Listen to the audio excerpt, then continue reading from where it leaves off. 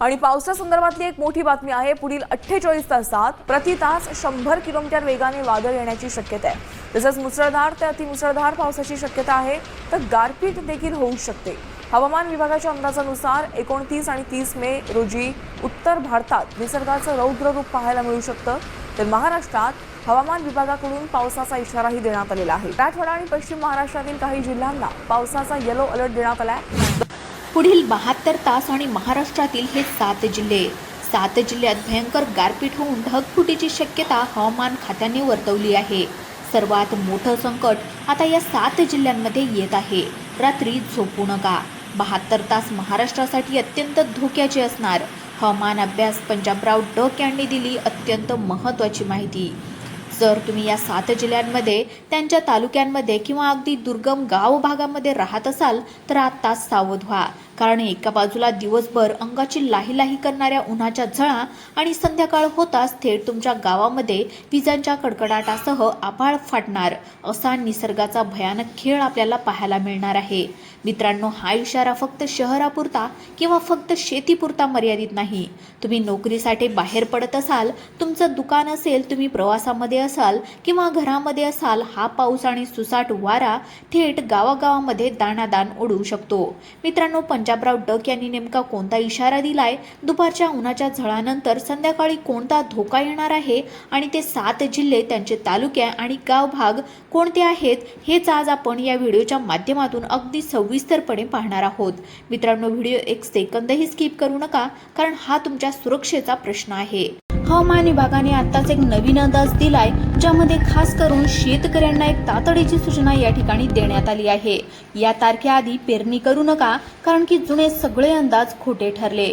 काही दिवसापूर्वी मान्सून अंदमानामध्ये दाखल झाला अशा प्रकारच्या चर्चा सुरू होत्या, पण सुपर एल निनोमुळे मान्सूनचा प्रवास थांबला आहे, ज्यामुळे आधीचे सगळे अंदाज चुकले। आधी ज्या तारखा सांगण्यात आलेल्या होत्या त्यात सगळ्या तारखा आता खोट्या निघाल्या। कालपर्यंत बातमी आली होती की मान्सून लवकर येतोय, पण अचानक पॅसिफिक महासागरामध्ये एक अशी विचित्र घटना घडली आहे जिचा फटका संपूर्ण जगाला बसतोय।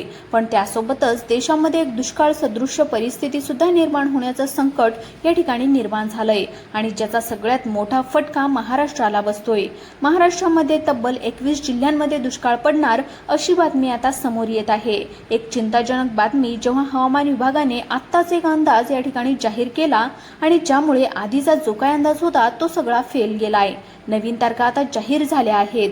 नवीन तारखेनुसार जूनमध्ये कोणत्या तारखेला पाऊस येणार, पेरणी नेमकी केव्हा करायची, पेरणीची तारीख काय आहे, त्यानंतर जुलैमध्ये, ऑगस्टमध्ये आणि सप्टेंबरमध्ये कशा पद्धतीने पाऊस राहणार, 4 महिन्याचं नवीन वेळापत्रक आलं आहे। त्यासोबतच कोणत्या जिल्ह्यांमध्ये दुष्काळ पडणार, तर कुठे सर्वाधिक पाऊस, तर कुठे सगळ्यात कमी पाऊस, तर अशा जिल्ह्यांची यादी देखील जाहीर करण्यामध्ये आली आहे। पहा, आधीच्या तारखा, आधीचे सगळे अंदाज चुकले, आता नवीन अंदाज आले आहेत।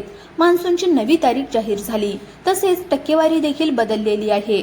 पूर्वी सांगितलं गेलं होतं की यावर्षी महाराष्ट्रामध्ये 88% पाऊस पडेल, काही म्हटले होते 90% पाऊस पडेल, पण आता टक्केवारी पूर्णतः बदलली आहे, कारण की मान्सून आता त्या ठिकाणी थांबलेला आहे। निसर्गाने अचानक आपलं रूप बदललंय, त्यामुळे सरकारने एक ताबडतोब बैठक घेतली। त्या बैठकीमध्ये मुख्यमंत्री यासोबत अनेक हवामान क्षेत्रातले तज्ज्ञ सुद्धा उपस्थित होते आणि त्यांच्याच माध्यमातून ही माहिती देण्यामध्ये आली आहे। त्यामुळे या माहितीला हलक्यात घेऊ नका। तुम्ही जर शेतकरी असाल आणि कधी पेरणी करायची, कोणत्या तारखेला पेरणी करायची, कोणत्या तारखेला पेरणी करण्याची योग्य वेळ आहे हे तुम्हाला समजून घ्यायचं असेल तर ही माहिती लक्षपूर्वक पहा, कारण की सुपर एल निनो हा पुन्हा एकदा दुपटीने ऍक्टिव्ह झालाय। 15 वर्षापूर्वी अशीच एकदा परिस्थिती झाली होती, जेव्हा लातूरला रेल्वेने पाणी नेलं होतं। ही बातमी तुम्हाला आठवतच असेल। त्यावेळेसच तो सुपर एल निनो ऍक्टिव्ह होता। आता तो पुन्हा एकदा ऍक्टिव्ह झालाय आणि ज्यामुळे सगळ्या महाराष्ट्रामध्ये हाहाकार उडणार, ज्यामुळे मान्सूनची तारीख आता पूर्णतः बदलली आहे। आता ज्या शेतकऱ्यांना पेरणी करायची आहे, बियाणे खरेदी करायचे आहेत, खतं खरेदी करायची आहेत, शेतीची तयारी करायची आहे, तर कधी करायला पाहिजे, त्यासाठीच मान्सूनची तारीख तुम्ही व्यवस्थितपणे समजून घ्या। नेमका खरा पाऊस कधीपासून सुरू होतोय, शेतकऱ्यांना काय सूचना या ठिकाणी दिली आहे, शेतामध्ये किती पाऊस पडल्यावर पेरणी करायची, या संदर्भातला देखील एक आकडा महत्त्वपूर्ण दिलेला आहे। पहा शेतकरी मित्रांनो, हे वर्ष अतिशय धोकादायक आहे. त्यामुळे तुम्हाला जरी माहिती असेल, बऱ्याचशा शेतकऱ्यांना नॉलेज आहे, पण आताची गोष्ट ही फार वेगळी आहे. पाठीमागे वेगळं होतं, पण यावर्षी सगळं काही बदललंय. त्यामुळे कोणत्या भागामध्ये किती पाऊस पडणार, नवीन मान्सूनची तारीख काय आली आहे, कोणत्या जिल्ह्यांमध्ये कशा पद्धतीने पाऊस पडतोय, अंदमानामध्ये पाऊस कधीपर्यंत दाखल होतोय, केरळमध्ये कधी दाखल होतोय, त्यानंतर कोकणामध्ये कधी होतोय आणि सर्वदूर पाऊस महाराष्ट्रामध्ये कोणत्या तारखेला पडणार, सगळ्या तारखा आणि सगळी टक्केवारी तुम्हाला नवीन पद्धतीने सांगणार आहे. पहा सविस्तर माहिती आपण या ठिकाणी घेतोय. पहा जून, जुलै, ऑगस्ट आणि सप्टेंबर या 4 महिन्याचा पावसाळा असतो. तो कशा पद्धतीने असणार, नेमका कोणत्या तारखेला पाऊस चालू होणार, सगळी सविस्तर माहिती आपण घेतोय. पहा निसर्गाचा जो काही काला रंग आहे तो पूर्णतः आता बदललेला आहे असं म्हणायला हरकत नाही. कारण की पहिला जो काही अंदाज दिलेला होता, ज्याच्यामध्ये सांगितलं होतं की प्रत्येक वेळी 1 जूनच्या आसपास, 2 जूनच्या आसपास जो आहे तो मान्सून महाराष्ट्रामध्ये दाखल होतो, केरळमध्ये दाखल होतो, तर ते आता सांगितलं होतं आणि 26 मेलाच दाखल होईल, पण ती बातमी पूर्णतः खोटी ठरली आहे. आज 26 मे होऊन गेलाय, तरीही कुठेही त्या ठिकाणी केरळमध्ये मान्सून आलेला नाही आणि त्याचं कारण ठरलंय सुपर एल निनो. आता केरळमध्येच उशीर झालाय, त्यामुळे महाराष्ट्रामध्ये सुपर एल निनो म्हणजेच या ठिकाणी सुपर उशीर होणार आहे. मग काय त्या उशिरामुळे कोणत्या जिल्ह्यामध्ये दुष्काळ पडणार, कुठे सगळ्यात कमी पाऊस पडणार, शेतकऱ्यांची पेरण्याची तारीख नेमकी कशी असेल, अनेक शेतकऱ्यांनी खतं, औषधं किंवा बियाणांचे जे काही नियोजन आहे ते कसं करायचंय, या संदर्भामध्ये हवामान विभागाने तातडीची सूचना या ठिकाणी दिली आहे.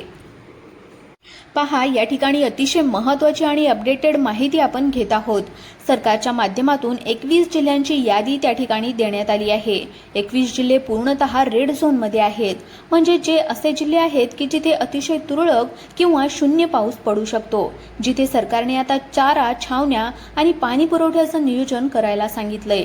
विचार करा, जर आभाळातूनच पाऊस पडला नाही तर धरणं कशी भरणार, आणि धरणंच जर भरली नाही तर चारा कुठून येणार आणि त्या जनावरांना पाणी पाजणार कोण.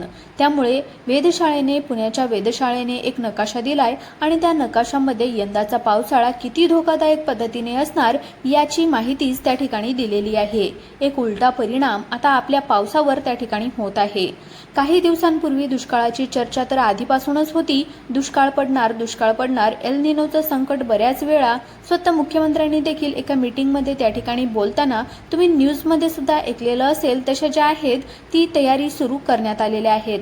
पण दुष्काळ जो होता त्याच्यामध्ये असं सांगण्यात आलं होतं की ऑगस्ट, सप्टेंबरमध्ये पावसाचा खंड पडेल, पण झालं असं की सुरुवातीला सांगितलं पाऊस लवकर येतोय, पण आता लवकर नाही तर सुरुवातीलाच पाऊस उशीर करणार आणि त्यामुळे ऑगस्ट, सप्टेंबरचं तर अतिशय अवघड होणार आहे. मग नेमकं काय बदल होणार आहेत, कोणत्या तारखा बदललेल्या आहेत, शेतकऱ्यांनी नेमकी पेरणी कधी करायची, कधीपासून बियाणे त्या ठिकाणी टाकायचे, शेतीची तयारी कशा पद्धतीने करायची, कोणत्या जिल्ह्यामध्ये कमी पाऊस, कुठे जास्त पाऊस, सगळी सविस्तर माहिती आपण या ठिकाणी पाहून घेऊयात. पहा या ठिकाणी एक सरकारच्या माध्यमातून, वेधशाळेच्या माध्यमातून एक मॉडेल तपासलं गेलंय आणि या मॉडेलमध्ये समोर आलंय प्रशांत महासागरामधील एक बदल, तो म्हणजे सुपर एल निनो, ज्यामुळे ऑस्ट्रेलियात भीषण वणवे पेटतात, तर दक्षिण अमेरिकेमध्ये पूर आलाय आणि भारताच्या आणि महाराष्ट्राच्या नशिबी यंदा कोरडं आभाळ आणि उष्णतेच्या झळाच आहेत. सर्वसाधारणपणे जो एल निनो असतो तर तो दर 7 वर्षांनी येत असतो, पण सुपर एल निनो 15 वर्षांनी येतो आणि तो आता सध्या आलेला आहे. 2026 पुन्हा एकदा इतिहास पुनरावृत्ती करतोय. 2015-16ला जे काही झालं होतं तेच यावर्षी होणार. त्यामुळे मागच्या वर्षी जेवढा पाऊस झाला होता त्याच्या इतका पाऊस अजिबात होणार नाही. आता पहा, पुणे वेधशाळेने दिलेल्या माहितीनुसार येणाऱ्या काही दिवसामध्ये तापमान वाढणार आहे, जे 45 ते 47 अंश सेल्सिअस पर्यंत सुद्धा जाऊ शकतं. ज्याच्यामध्ये विदर्भातले ब्रह्मपुरी, चंद्रपुरी असेल, अकोल्यामध्ये तापमान वाढणार आहे. मॉडेलचा जर अभ्यास केला तर त्यामध्ये असं सांगितलं गेलं की जून, जुलै, ऑगस्ट आणि सप्टेंबर या महिन्यांमध्ये कशी परिस्थिती राहणार, कुठे कुठे कसा पाऊस पडणार, पेरण्या नेमक्या कधी करायच्या, या संदर्भातली माहिती आपण घेणार आहोत. पहा आता जी काही माहिती आहे तर हवामान विभागाच्या त्या ठिकाणी याच्यातून आलेली आहे, त्यामुळे या माहितीला अजिबात हलक्यामध्ये घेऊ नका. पहा 7 मॉडेलचा अभ्यास केलाय, त्यापैकी 7 पैकी 7वं जे काही मॉडेल आहे तर ते 7वं मॉडेल खास महाराष्ट्राच्या संबंधित आहे आणि त्याचीच माहिती आपण घेत आहोत. तर 7व्या मॉडेलमध्ये असं स्पष्ट दिसलंय की मान्सूनच्या सुरुवातीला म्हणजे जून महिन्यामध्ये कदाचित थोडाफार पाऊस पडेल, पण जुलै, ऑगस्ट आणि सप्टेंबर या मुख्य महिन्यांमध्ये परिस्थिती खूप जास्त बिकट आणि गंभीर होऊ शकते. जुलै, ऑगस्ट आणि सप्टेंबर महाराष्ट्रातल्या 36च्या 36 जिल्ह्यामध्ये परिस्थिती खूप जास्त अवघड होणार. सर्व दूर आणि सलग पाऊस पडणार नाही, केवळ तुरळक या ठिकाणी मध्यम ते जोरदार पाऊस पडेल. पण धुवाधार जो काय मान्सून असतो, जो काय पाऊस असतो, तर तो पडण्याची शक्यता अतिशय कमी या ठिकाणी वर्तवण्यात आली आहे. एल निनोने मग त्या ज्या काही पेरण्या आहेत तर त्या वाया जाणार. आता या ठिकाणी सविस्तर पाहणे आपल्याला गरजेचे आहे. हवामान मॉडेलमध्ये शेतकऱ्यांना हात जोडून एक विनंती करण्यात आली की जून महिन्याच्या सुरुवातीलाच काही घाईघाईने पेरणी करू नका, अशी स्पष्टपणे सूचना या ठिकाणी देण्यात आली आहे. मग पेरण्याची तारीख काय, तर या ठिकाणी पेरण्याची तारीख सांगण्यात आली आहे. साधारणपणे 15 ते 16 जून पासून 26 जून पर्यंत तारीख या ठिकाणी तुम्ही व्यवस्थितपणे लक्षात घ्या. 15 जून ते 26 किंवा 25 जून पर्यंत ही जी काही तारीख आहे तर ज्याच्यामध्ये अंदाजित या ठिकाणी सांगण्यात आली आहे.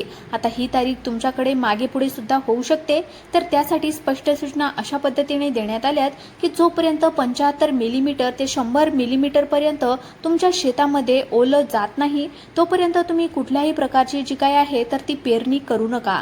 साधारणपणे तुम्ही एखाद्या काठीने किंवा एखादा छोटासा खड्डा खोदून 75 ते 100 साधारणपणे मिलीमीटर म्हणजे 10.5 सेंटीमीटर पर्यंत तुमची ओली असेल तरच त्या ठिकाणी तुम्ही आता पेरणी करून घ्यायची आहे. अशा प्रकारच्या सूचना आता शेतकऱ्यांना देण्यात आल्या आहेत. आता तुमचं या अंदाजावर काय मत आहे नक्की आम्हाला कमेंट बॉक्समध्ये कळवा. चॅनलला जर नवीन असाल किंवा चॅनलवर पहिल्यांदाच आलेले असाल तर चॅनलला सुद्धा सबस्क्राईब करायला मात्र विसरू नका. धन्यवाद.